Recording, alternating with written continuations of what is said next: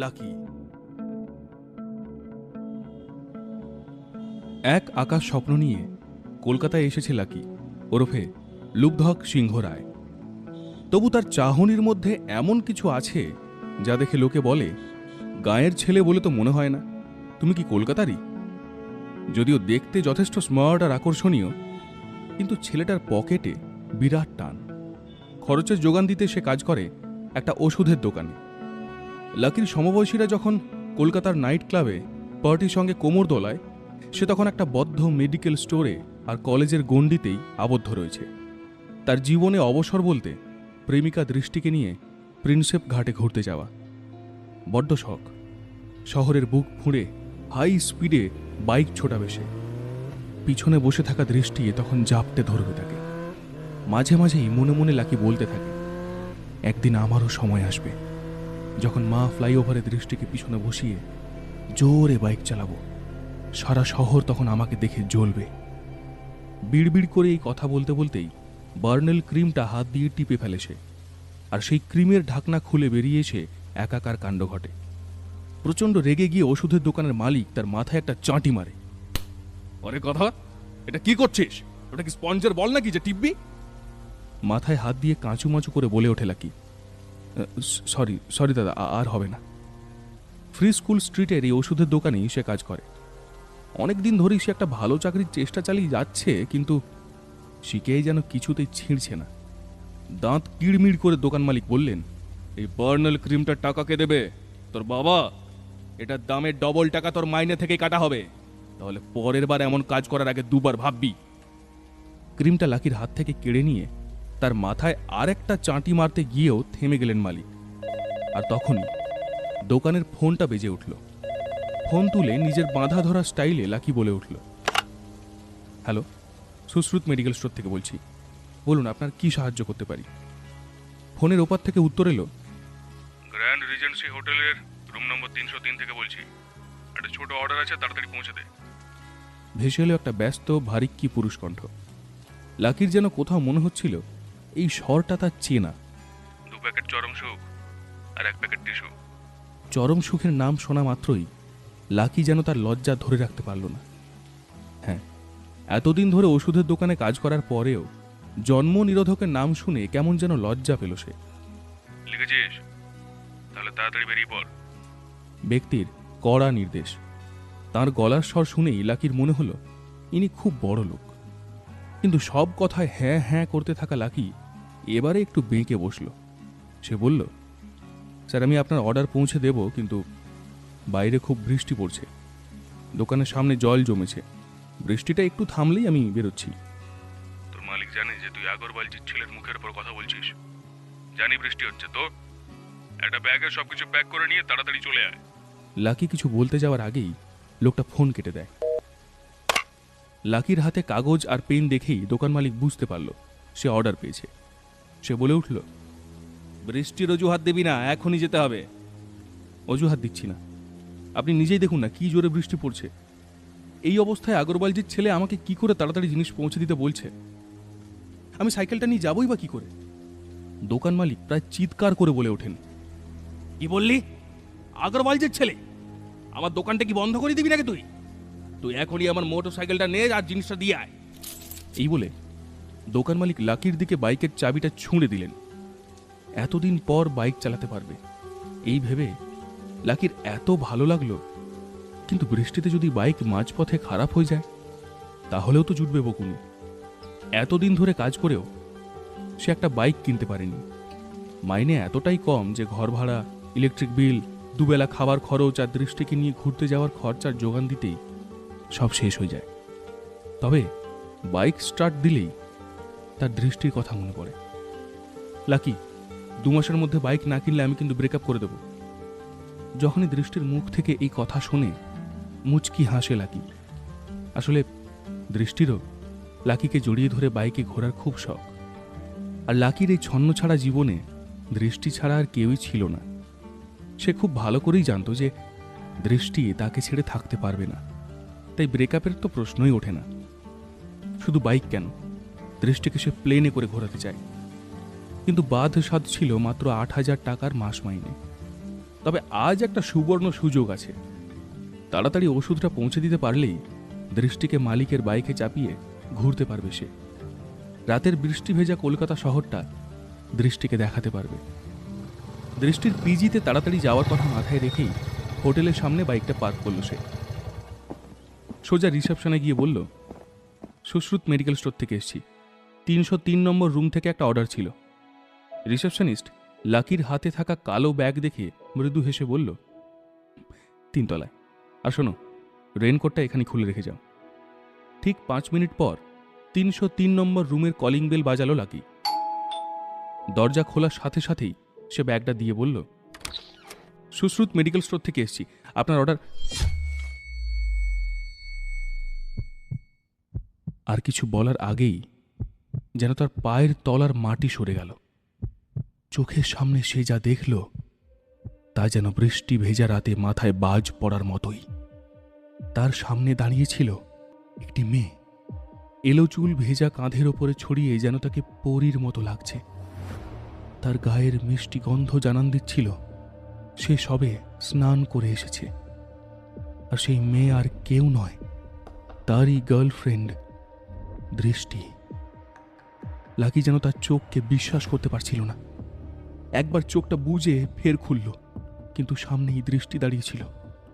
Lucky আমতা আমতা করে বলল, দৃষ্টি, তুমি তুমি এখানে কি করছো?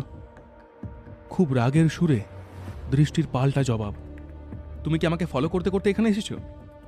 দৃষ্টি ভাবতেও পারেনি যে লাকি আজ এখানে আসবে, তাও আবার জন্ম নিরোধকের ডেলিভারি বয় হিসেবে।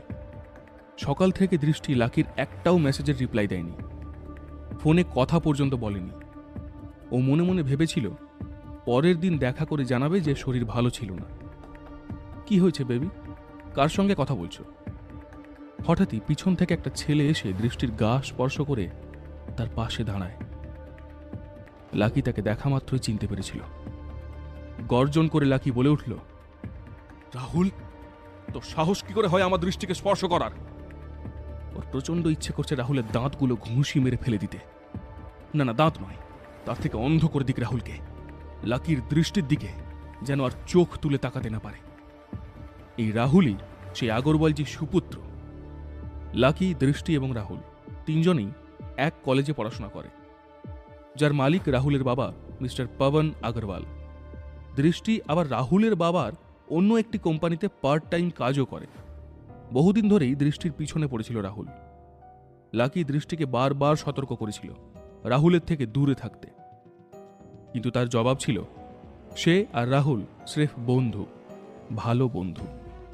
বন্ধুত্ব যে এমন জায়গায় পৌঁছে যাবে তা স্বপ্নেও কল্পনা করতে পারেনি লাকি। সে যেই রাহুলের দিকে তেড়ে এগিয়ে যায়, দৃষ্টি তখনই চিৎকার করে ওঠে, থামো, এখনই চলে যাও এখান থেকে, চলে যাও বলছি। দৃষ্টির মুখ থেকে এই কথা শুনে লাকির নিজের কানকে বিশ্বাস হয় না। তার মনে হচ্ছে এ কোন দৃষ্টিকে দেখছে সে। দৃষ্টির আর লাকির কাছে লুকোনোর মতো বাকি কিছুই ছিল না। অপরাধ বোধ থেকেই সে যতটা পারে দুর্ব্যবহার করতে থাকে। সে লাকিকে বলে খুবই অভদ্রভাবে, লাকি, আমি আজ এই মুহূর্ত থেকে তোমার সঙ্গে ব্রেকআপ করছি। ব্রেকআপ? লাকির সব স্বপ্ন যেন নিমেষে ভেঙে যায়। তার চোখ চিকচিক করে ওঠে জলে। নিজেকেও যেন সে বিশ্বাস করতে পারে না। দৃষ্টির দিকে তাকিয়ে সে বলে ওঠে, দৃষ্টি, আমি তোমার সঙ্গে 1 বছর ধরে আছি। তোমাকে নিয়ে ঘুরবো বলে বাইক কেনার জন্য দিন রাত পরিশ্রম করে যাচ্ছি, আর তুমি বলছো ব্রেকআপ? বাহ বাহ, খুব ভালো। রাগের মাথায় লাকিকে দৃষ্টি গড় গড় করে বলতে থাকে, আরে ছাড়ো তো তোমার বাইক কেনার গল্প। সামান্য ফুচকা খাওয়ানোর ক্ষমতা নেই, তুমি নাকি আবার বাইক কিনবে। আর বাইক যদি কোনোভাবে কিনেও ফেলো, পেট্রোল ভরার টাকা কে দেবে? আমার বাবা। যত সব নাটক। 8,000 টাকা মাইনে পেয়ে মাস চলে না, সে নাকি আবার বাইক কিনবে। তোমার সাথে যখন কোনো মলে যাই, লোকে তখন হাসে। আমি এমন জীবন বাঁচতে চাই না, তোমার মতো অভাবী জীবন চাই না আমি। আমার অনেক স্বপ্ন আছে, তুমি তো আমাকে ফাঁসিয়েছিলে। থ্যাংক গড যে রাহুল আমাকে সেখান থেকে বের করে নিয়ে এসেছে। রাহুল আমার পাশে দাঁড়িয়েছে, তাই এখন থেকে ওই আমার বয়ফ্রেন্ড।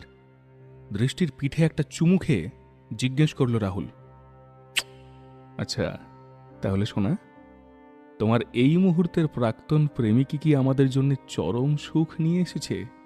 How sweet. তারপর লাকির হাত থেকে কালো ব্যাগটা নিয়ে সেখান থেকে চরম সুখের প্যাকেটটা বের করে সেগুলো উপরের দিকে ছড়িয়ে দিল সে।